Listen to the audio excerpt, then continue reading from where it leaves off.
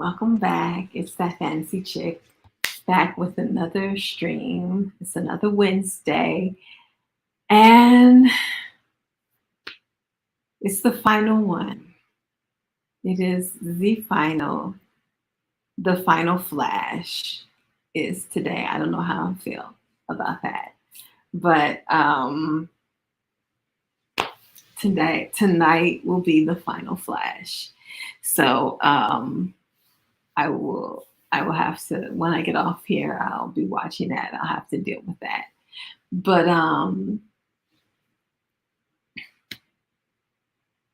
it will be the end of the Arrowverse. Although technically there's still Superman and Superman and Lois. And they started off as part of the Arrowverse, but when they were a part of it, they didn't have children yet. And so there's this big time jump. So it's this crazy thing. It's this crazy thing. And they still mention Diggle, which is their main connect. They mentioned Diggle a couple of times, which is their main connection to the Arrowverse. But everybody keeps saying that the Flash makes it with the end of the Flash is the official end of the Arrowverse, even though Superman and Lois is gonna go on. So with the Flash, that is the official end of the Arrowverse. Superman and Lois will be its own thing. So sad. It's sad. It's super sad. But I'm going to be talking about yesterday's episode of Superman and Lois. It's kind of good.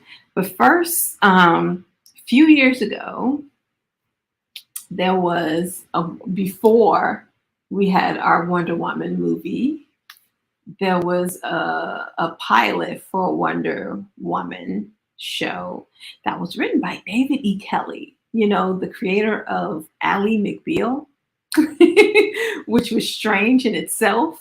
When you think Ally McBeal, you don't think Wonder Woman, but he wrote a pilot for Wonder Woman, and they actually produced it, and it's out there somewhere.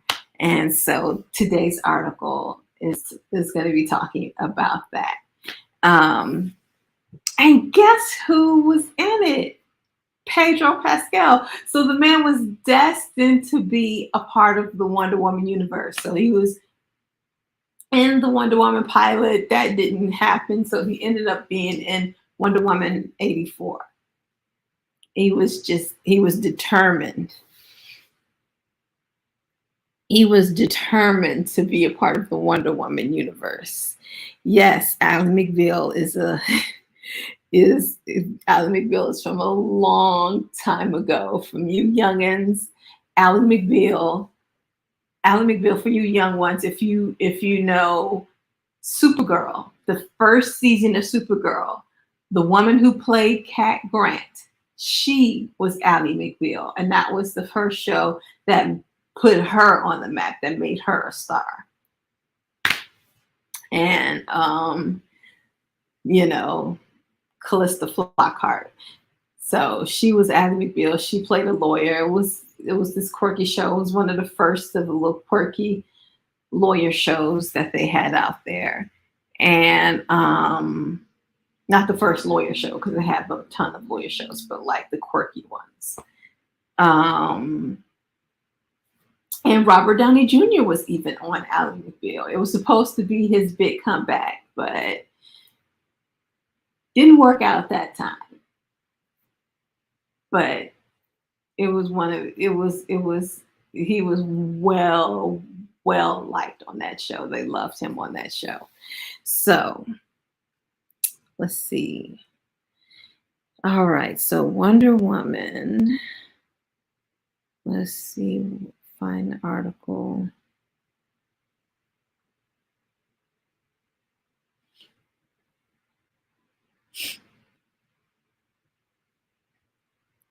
Okay. The divisive Wonder Woman TV pilot that never aired was actually ahead of its time. The Orville and Agents of S.H.I.E.L.D. star Adrienne Palicki played Diana of Themyscira in a unaired Wonder Woman pilot. What happened? See, there she is. That's her on Agents of S.H.I.E.L.D. Back in 2011, more than 3 decades after Linda Carter signed off as the character, and some 5 years before she'd make her on-screen debut in Batman vs. Superman: Dawn of Justice, Wonder Woman starred in her own modern-day TV show, well, sort of. Writer-producer David E. Kelly, Ally McBeal, Big Little Lies. Oh, I didn't know he was part of Big Little Lies. I got to watch that.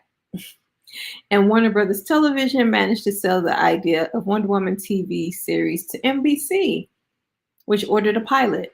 Adrienne Palicki, best known for Friday Night Lights, and more recently The Orville and Agents of S.H.I.E.L.D., was cast as Diana, while the supporting players included Elizabeth Hurley, Carrie Elwes, and the largely unknown Pedro Pascal.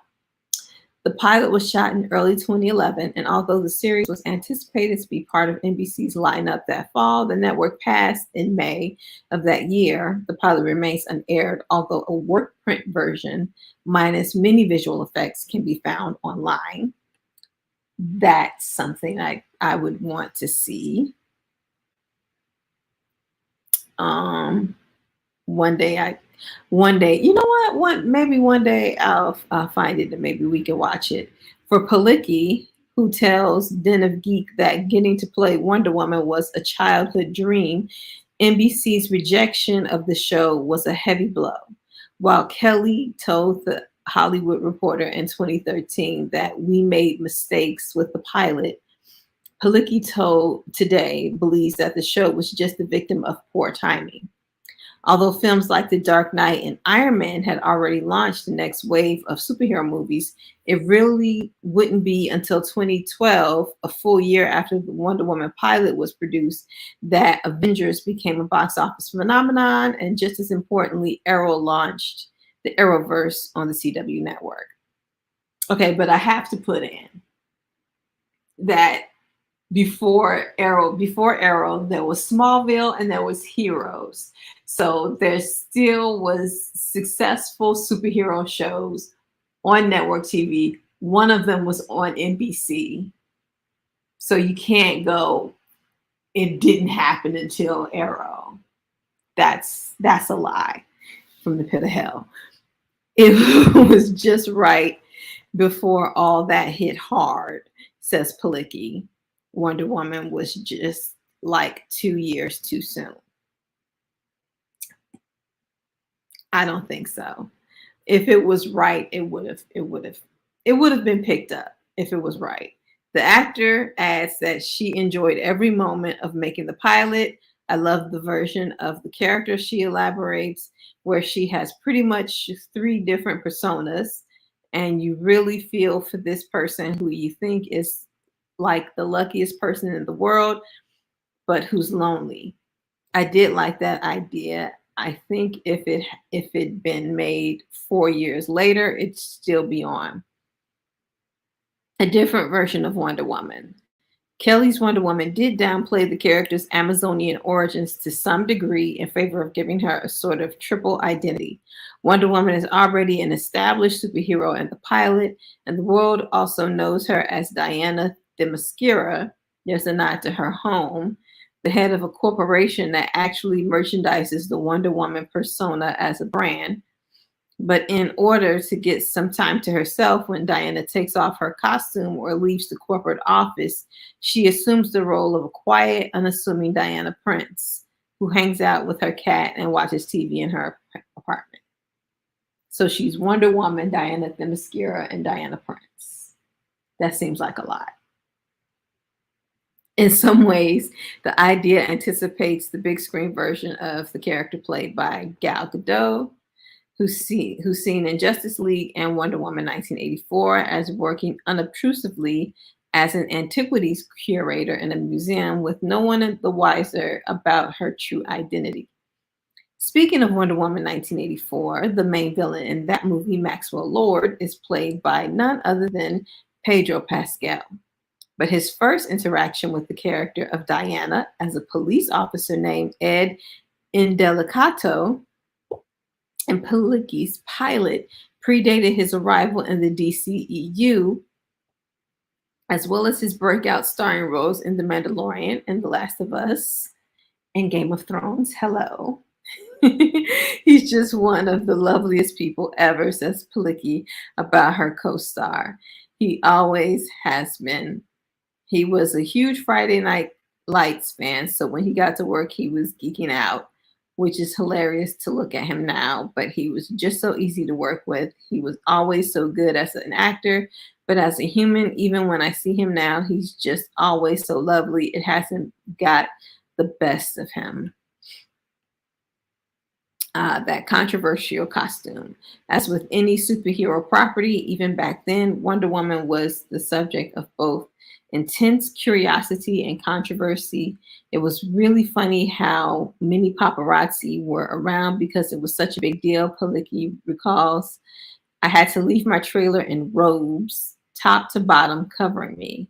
The controversy arose from the first publicly released photos of Palicki in her costume, which traded Wonder Woman's classic star-spangled blue shorts for snug blue pants with stars running down the sides, which Palicki wears for the first half of the show before emerging in the shorts in Act 4. It was annoying because they didn't release the regular one, Palicki says now. I did wear the old school version, but that's not what they released, and everybody went crazy over the pants. That's why the end is the big reveal where she wears the classic costume. I was like, wait, guys, it was unbelievable. It was so crazy. We've come a long way, but that was such a big deal at the time. Joining a special group of women. Although Palicki, who can currently be seen in the Hulu original movie Quasi, says she has never had the chance to speak with either Linda Carter or Gal Gadot about the role, she reveals that David E. Kelley did have early discussions with Carter about coming on the show as a guest for several episodes had it gone to series. I loved watching her show when I was a kid, Palicki says. I wanted to be her. She's the most beautiful woman in the world. In a way, Palicki did get to be her, joining the very small group of women who have played the legendary Wonder Woman in live action. Even though her show was not destined to move forward, playing one of the most influential female characters in all of pop culture is an honor the actor doesn't take lightly, as she recalls her favorite moment from the entire experience. We were the first TV show to ever shut down Hollywood Boulevard for a couple of nights, and I used to manage a sunglasses store in the Hollywood and Highland Mall right there, she says. And to be standing there with all these people around in front of a camera wearing a Wonder Woman suit in front of the place I used to work while I was trying to be this person was one of the best moments of my life. It was just really, really surreal and beautiful. Okay. So, yeah, I I disagree with her assertion that if it had come a couple of years later that it would have hit right, because like I said, Smallville and Heroes existed, and they somehow was able to make it, and Heroes made it on NBC, which was very unlike CW, which had a whole slew of superhero shows eventually, whereas Heroes was the only superhero show on NBC. So if it would have hit right, I think NBC would have picked up Wonder Woman, but it didn't.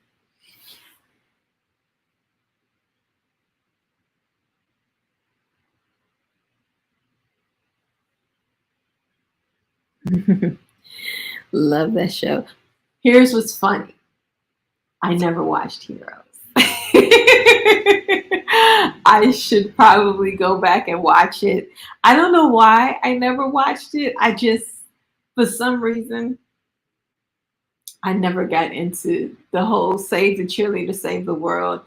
I think probably because it wasn't based on anything for some reason. I couldn't get into it. I don't know why. I just never got into Heroes. So I never watched it.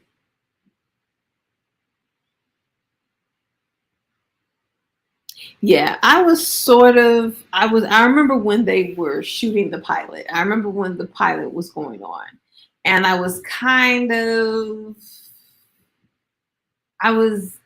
definitely interested in seeing how it would turn out because at that point we hadn't had a Wonder Woman anything since Linda Carter. So I had wanted to see some sort of interpretation of Wonder Woman. So I was definitely interested in it.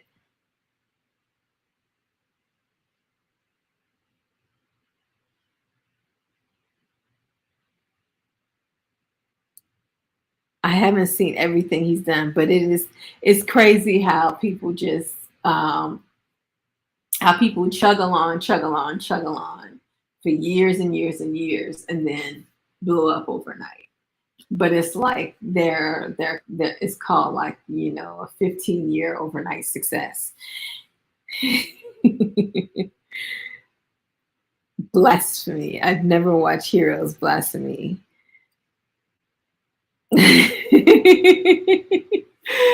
uh Sorry. I just I just didn't get it. And plus I had Smallville, so I was like, I'll just watch Smallville. and and it was funny. It was funny because it was on two different networks. And it wasn't like they were in competition because I don't think they were in competition with each other. I could have really watched them both, but I just chose Smallville and didn't watch Heroes. Um, but yeah, I chose Smallville and did not watch Heroes. And but yeah, yeah, because especially because Heroes was not based off of any known property and it became a successful show, that lets me further know that Wonder Woman could have been successful on NBC because NBC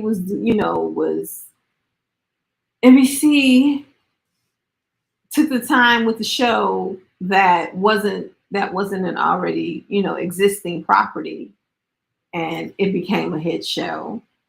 If the pilot was good, if it was any good, they would have used it and it would have become a hit show on that network. It's not about timing, it's about whether or not it was good. I'm gonna find that I'm gonna find that work print online.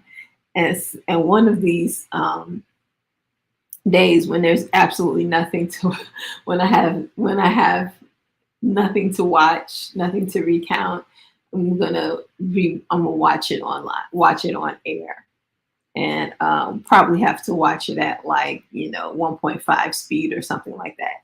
But we'll watch it on one of these lives, and then I can definitely tell you, okay, either she has a point, or either she was right or I was right.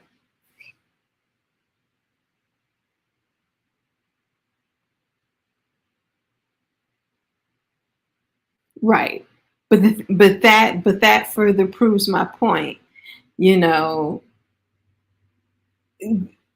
they, you know, Wonder Woman was an existing property that had backstory, that had all this stuff that Heroes did not have. And you're telling me that timing had something to do with it? I don't think it was timing. I don't think it was timing. If timing was it, then Heroes wouldn't have hit so hard as it did. Heroes hit hard and was a big hit. and was very popular. And they were well before the superhero bubble, you know, before they were well before the Arrowverse happened. So yeah, I wouldn't I'm not gonna I wouldn't try to put it on and just say, oh, the Arrowverse, da da da da. Da. No, I wouldn't say that.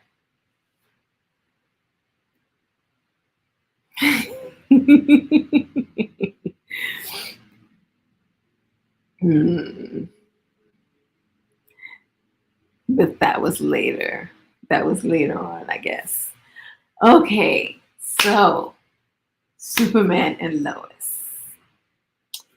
That was some episode last night. So the episode starts with them, you know, gathering up clothes for some, you know, charitable giveaway or something that they were going to give to uh, Lana, you know, so they have some sort of some clothing drive that she was having. And Lois decides, okay, she wants to give away this red dress. And the red dress, you know, they have all these flashbacks that tells the significance of the red dress. That mainly Clark Clark liquefied his precious baseball collection, including a rare Cal Ripken card, to buy this dress. So because she was nominated for some prestigious reporter award that was the next best thing to get in a Pulitzer, according to them. In all of the exposition that they dropped. And so he spent every last penny that he had on this dress so she can go. So she spent so much time saying, well, I don't want to go. And he spent all his money on the dress. And then she was in the dress and they was in a limo. And she's like, well, I don't want to stay and I don't want to do this. And he had to convince her to go. And he had to convince her to stay. He had to convince her, la da da da da da da. So finally she went and she didn't win anyway. But but the dress was, you know, an important memory for them. Now she wants to give the dress away. And and my thing is this, you know, she wants to just give the dress away. You wore the dress once, and he liquidated his his baseball card collection to buy you that dress. Like, heifer, you better wear that dress more than just once. You better wear that dress around the house while you dusting the TV or something. Like, you don't just get to wear that dress once and throw it away. Like, I'll be damned if I sell, like say if I sell my figurines and somebody was like, you know, buy something for somebody else and then they take it, deal with it once, and then they want to give it away. Hell no. Hell no. But I digress. So, so he doesn't argue with her. He takes the dress in. Lana sees the dress and tells him, "This isn't about the dress. This is about the surgery. She's about to have a double mastectomy." I didn't realize she was going to have a double mastectomy, but she's going to have a double mastectomy, and so you know, it's playing psychological things with her head, blah, blah, blah, blah, blah. So Lana was like, let me talk to her. Um, in the meanwhile, you know, then you have the little kids storyline. The kids. they're all hanging out. John Henry comes with Nat, and she tells the other kids about how she's basically on lockdown, how she's been on lockdown since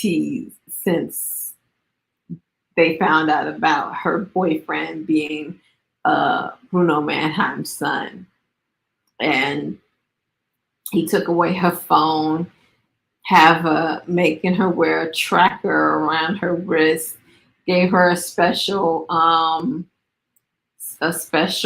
stick, like a stick that could, you know, electrify people and also hit people, like, gave her a weapon basically to protect herself with.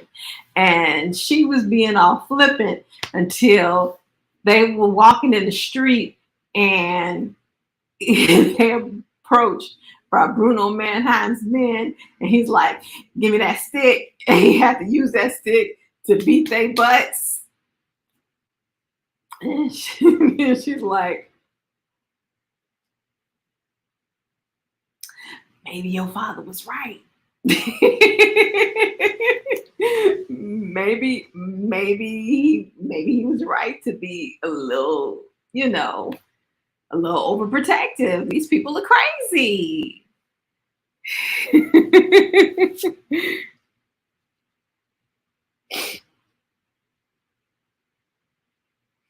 These episodes always have a lot going on.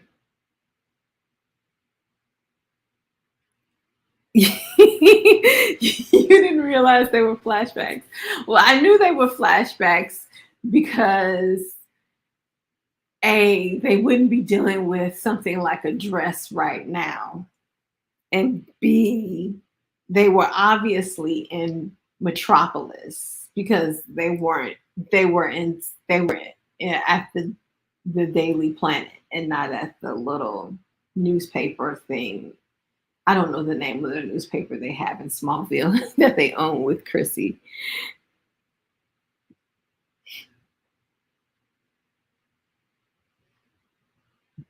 Yeah.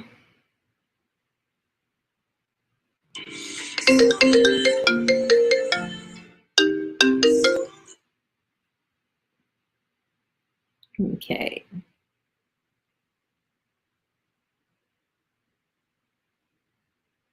Okay. Sorry. Like a truck of Vin Diesels just pulled up trying to kill y'all, and you still don't get it. Exactly. But she had to be a rebellious teenager. But uh um hold on for a second.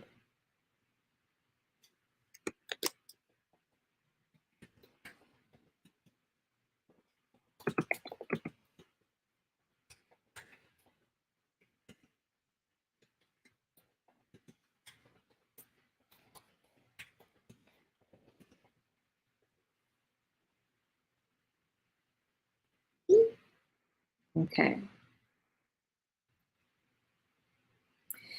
To do to do to do to do. Okay. So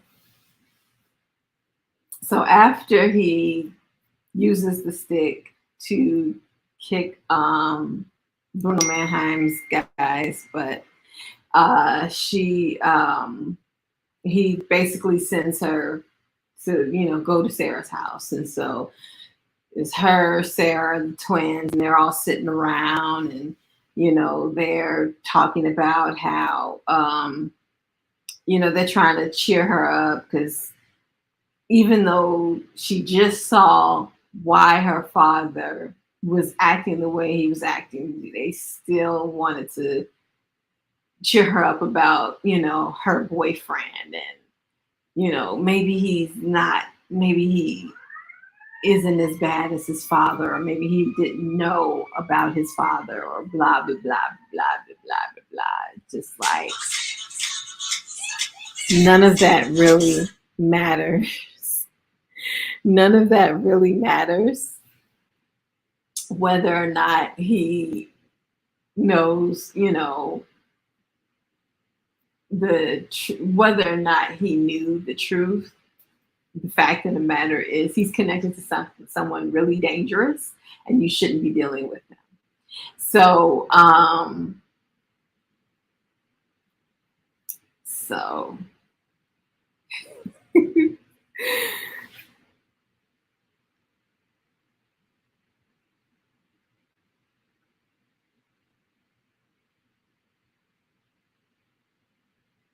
So he's the only one I ever right after he basically said, I heard you got issues and she fell for it. Yes. Yes. So they basically they basically help her get in contact with this boy and secretly meet up with him. And he when he to her face tell her that her father is not a good guy. And she's like, what? At first she was, about to say what? Which she should have, like, your father, and this dude is about to talk about your father, and it's like, my father is not the head of Intergang. So, but he was like, but your father is keeping us from seeing your mother. Your mother's a murderer. Maybe that has something to do with it. Maybe that has something to do with it. But whatever. She takes the boy's side and not her father's side because she's a rebellious teenager. I'm so sick of TV rebellious teenagers. Kids in real life are a little bit more uh, um, thoughtful than this. It's like, yeah, they're okay. Yeah, there are some kids who are young and stupid, but there are some kids who are like, okay, who have some sense and would have the sense to be like, no, I'm going to believe in my father over this boy who is a son of this mafia don or whatever. But whatever. So so so Superman tries to go and convince Bruno Mannheim, to give back all the stuff that he stole from the DOD so he can go see his wife. And he had convinced him that he was like, I guess Bruno was going to do Bruno was not going to give the stuff back. He was going to do the stuff was just going to magically reappear. He's like, well, what if this stuff just appears? What if the stuff just all of a sudden is just reappears at the DOD? I knew that's what he was going to say, but then before they can make that deal, Superman hears something happening. He goes, this wasn't me. DOD rushes in, takes over the whole apartment, and searches the whole apartment. And then so Sam and Superman and John, they all have this three-way argument. And then Sam and Superman is telling John, you're taking this too personal, da da da da. You going too far. you need to step off. You need to step off because he was going a little far. He could have let Superman do what Superman does, but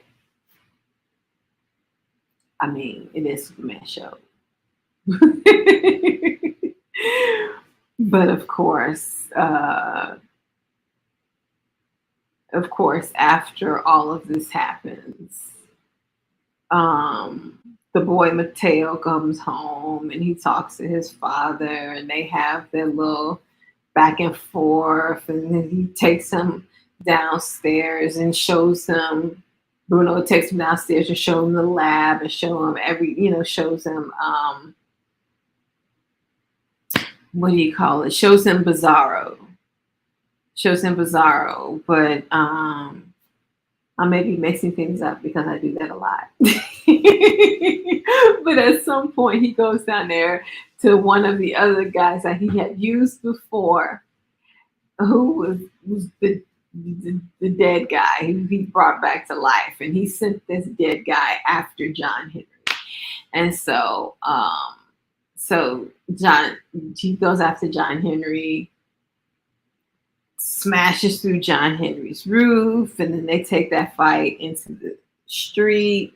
John Henry's suit is smashed all to bits, so that his suit can't help him, and he's about to get his ass beat by this dude. Thankfully, he was able to connect to something in his watch, and it brought his Warhammer back. I guess that was at the DOD. He brought that back, and he moved to the side and let that knock that man out. But that guy still was able to come back and get him, and was getting ready to basically was getting ready to beat him in until Superman came and knocked him the hell out. So then there was a fight between the dead guy and Superman, and back and forth they went until finally John just takes the Warhammer and just kills him dead yet again. This is probably like the third or fourth time this dude has died. Because he's died of cancer, he's died of whatever, he's died multiple times, but they're making a big deal out of the fact that John has killed him. Superman going to tell him, you always have a choice. No, he did not have a choice. He was going to keep coming for John until he was dead. He was not going to stop. John had no choice but to kill him. I don't care what he did not have a choice. Were you going to stop him? You wasn't stopping him. I didn't believe it. This is where I disagreed with Superman. I disagreed with you always have a choice. He did not have a choice. That man was not going to stop until John Henry was dead. John Henry had to kill him first. And why are we acting like it's such a big deal when the dude has been dead 3 times before?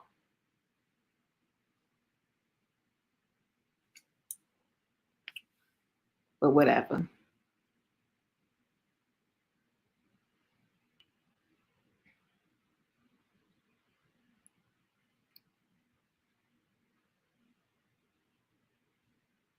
Yeah, I was like, he could have at least held off until he saw what happened with Superman before he brought in the DOD SWAT. That was like, I get you were upset. I get that you were mad that those people came after you, but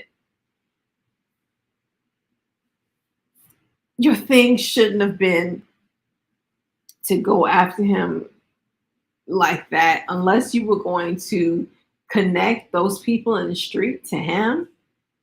It was kind of useless. It was kind of useless. What you did was useless because it wasn't going to stop those people in the street from coming after you again. It wasn't going to get you what you wanted.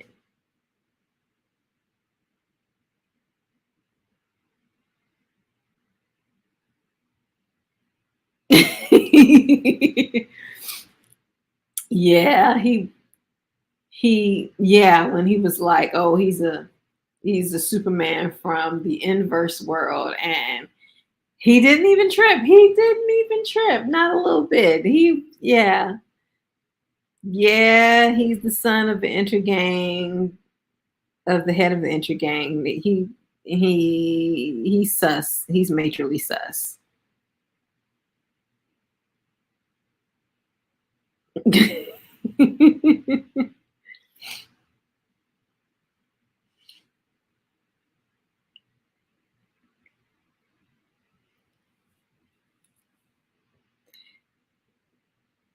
Yeah. Yes. Superman was stopped in midair about two cities over when he heard John Henry kill the other guy. And it's like, where were you? Where were you, Superman?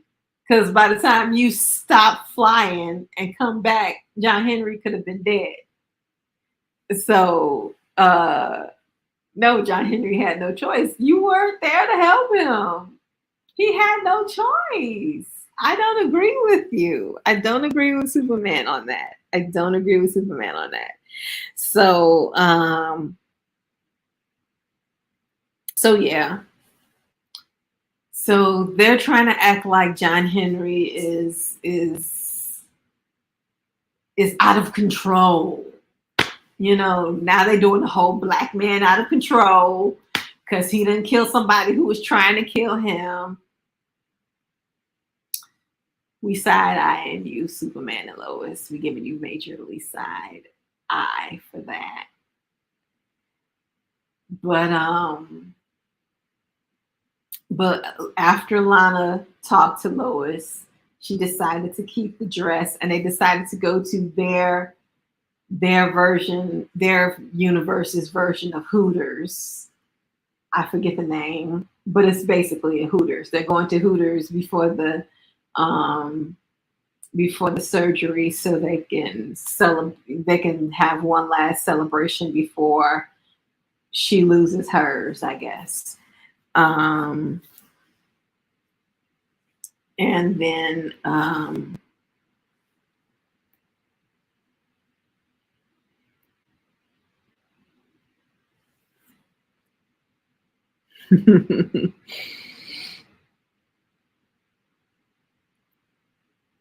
a bazooka. It can't be bazooka. A bazooka is a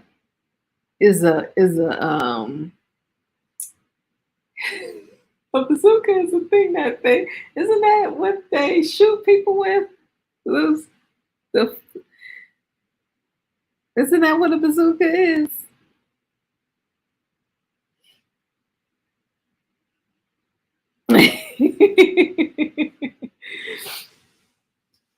um but yeah. So the episode ends with Superman and Lois all dressed up, him in a suit, her in the red dress, and them flying in the air. They had to have a romantic ending, I guess. With everything going on, they had a romantic ending. Um,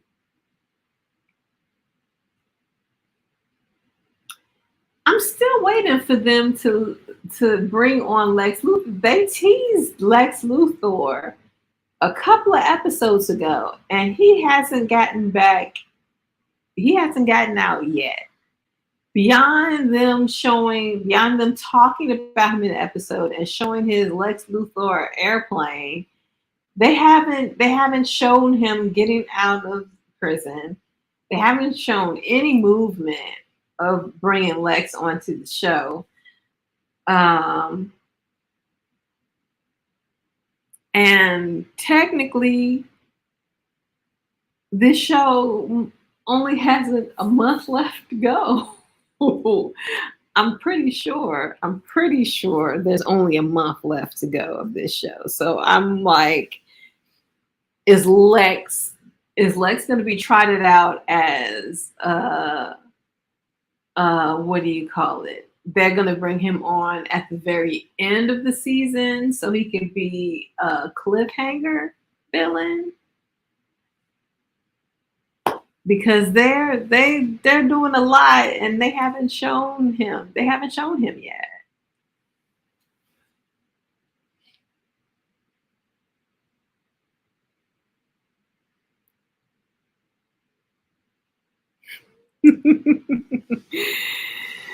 uh Grows on you. Yes, definitely invested in the John Henry stuff. Because at first, okay, so when John Henry first came on, they did a bait and switch with him, and they had us when he first came on the scene. They had us thinking he was Lex Luthor because his that futuristic suit that he had called him Mr. Luthor, and we were like, oh, is he supposed to be Lex Luthor from like another? Like we knew he was from another planet, another. So we were thinking maybe he was Lex Luthor from another multiverse or something, whatever. So for a while we were like, oh my goodness, did they bring on a black Lex Luthor? But then you found out that he on his planet he stole some Lex Luthor technology to make his suit and blah blah blah blah. That's why the suit was originally calling him Mr. Luthor. And then you find out he was John Henry Irons. But they had us thinking for a minute that he was actually Lex Luthor and that he might be evil until we find out for sure that, till you find out for sure that he was actually a good guy. So, it's can you trust him? Can you not?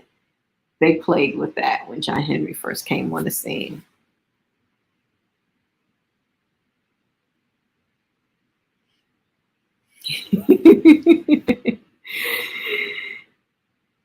It definitely would have been interesting, especially because he definitely, when he first came on, you could tell he had, we learned later why, but he definitely had an attachment to Lois. And you find out on his planet, he was married to Lois.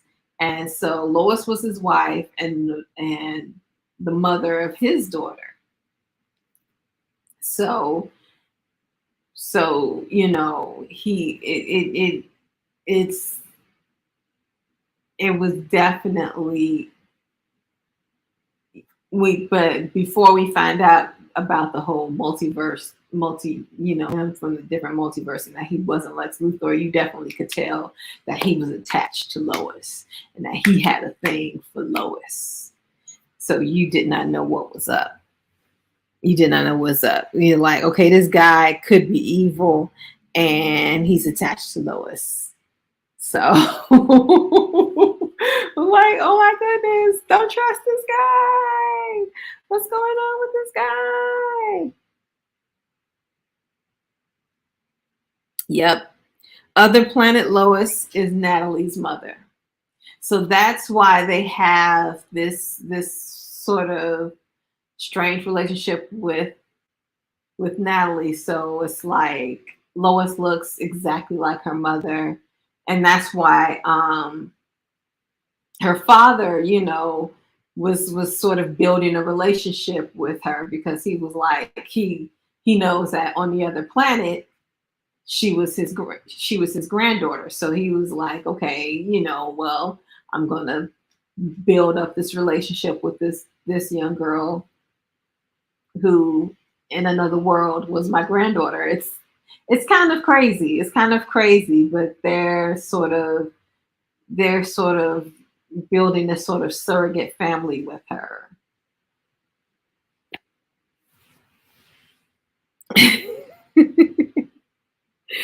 It's very deep. It's very deep. It's why it's so beloved. It's very deep. So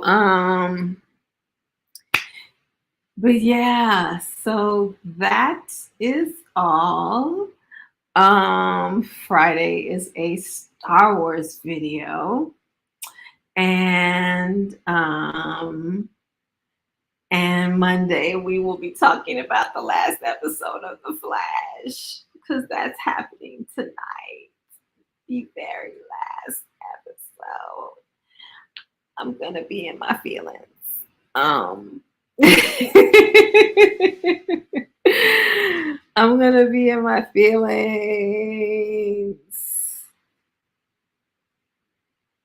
But uh but in the meanwhile,